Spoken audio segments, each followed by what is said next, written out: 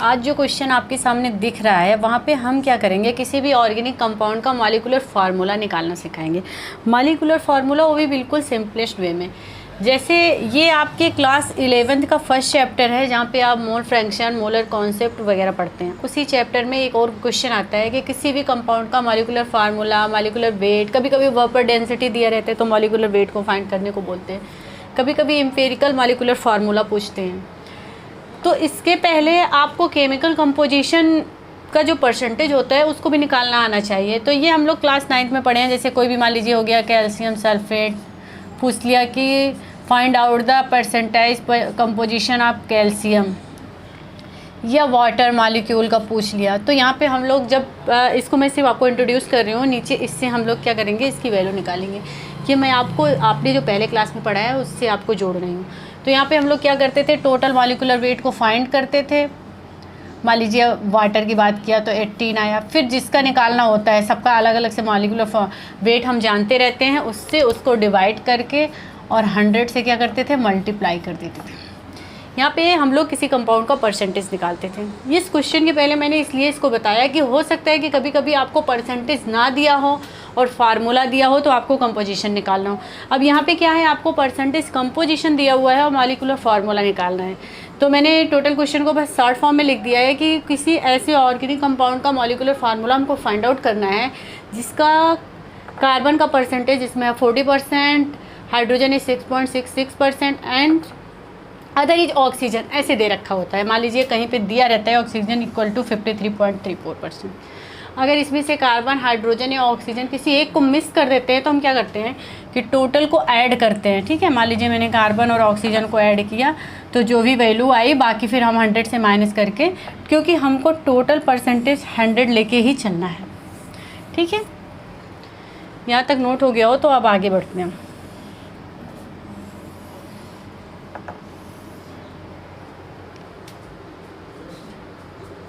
यहाँ पे क्या करते हैं, सबसे पहले आप लिखते हैं एलिमेंट्स, मतलब कौन कौन से एलिमेंट्स आपको दिए गए हैं। ठीक है, तो वो एलिमेंट्स हो गए आपके carbon, hydrogen and oxygen. Then आप लिखते हैं कि कितने परसेंट में दिए गए हैं। जैसे मान लीजिए कि ये दिया है 40%, ये आपका 6.66% एंड ऑक्सीजन इज 53.3। ये ध्यान रखेंगे कि टोटल 100 आना चाहिए आपका, 53.34%। अब क्या करेंगे कि इसके परसेंटेज से इसके एटॉमिक वेट, परसेंटेज को एटॉमिक वेट से डिवाइड कर देंगे। जैसे 40 है तो कार्बन का एटॉमिक वेट कितना होता है, 12। हाइड्रोजन का कितना होता है, 1 and oxygen is 16। After calculation we find the value.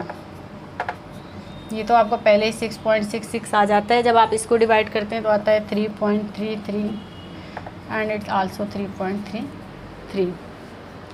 यहाँ पे देखा, सबसे पहले एलिमेंट्स लिखते हैं, फिर परसेंटेज लिखते हैं, फिर परसेंटेज को उसके एटॉमिक वेट से या मॉलिक्यूलर वेट से क्या करते हैं, डिवाइड कर देते हैं। फिर हमको एक रेशियो मिलता है और इस रेशियो को हम सिंपल फॉर्म में लिखते हैं। तो सिंपलेस्ट रेशियो, जब आप इसका एक सिंपल रेशियो लेते हैं तो आपको ये मिलता है कि ये हो गया आपको 1:2:1। यहाँ तक देखेंगे, फिर हम इसको डस्ट करेंगे। आपका मिला 1:2:1। ऊपर लिखती हूँ मैं, इसको इरेज करते हैं, फिर देखते हैं आप पाते हैं C=1, H=2 and oxygen =1 means CH2O। ये आपका मिलता है एम्पिरिकल मॉलिक्यूलर फार्मूला। बट अब ये पूछ रहा है कि आपका जो कंपाउंड है उसका मॉलिक्यूलर फार्मूला क्या होगा। तो इसके लिए आप क्या करते हैं, सबसे पहले जो हमारा इसका फार्मूला मिला है एम्पिरिकल मॉलिक्यूलर फार्मूला, इसका मॉलिक्यूलर वेट निकालते हैं। इसे एम्पिरिकल या मोलानुपाती भार बोलते हैं। तो ये आपका हो गया 12 + 2 × 1 + 16। तो ये टोटल आपका हुआ 30। इसको बोलते हैं मोलानुपाती भार। अब किसी यौगिक का अणुसूत्र निकालने के लिए क्या करते हैं कि उसके मोलानुपाती सूत्र में लिख देते हैं फार्मूला। यौगिक का अणुसूत्र या molecular formula equal to empirical formula मोलानुपाती सूत्र होल स्मॉल n। अब ये स्मॉल n क्या होता है, इसकी वैल्यू कैसे निकालते हैं ये आपको याद करना है।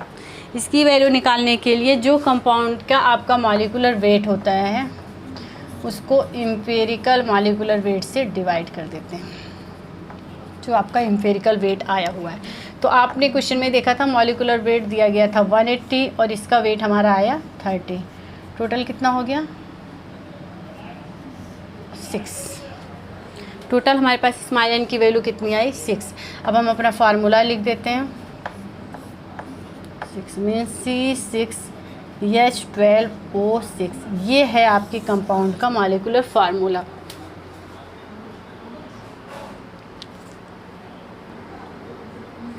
कभी कभी क्या करते हैं कि जैसे इसमें इस क्वेश्चन में आपको दे रखा था कि मॉलिक्यूलर वेट इक्वल टू 180, तब तो हम स्मॉल n की वैल्यू फाइंड कर लेते हैं। कभी कभी क्वेश्चन को थोड़ा सा बढ़ा देते हैं, कुछ ज़्यादा नहीं बढ़ाते, बस दे देते हैं वेपर डेंसिटी।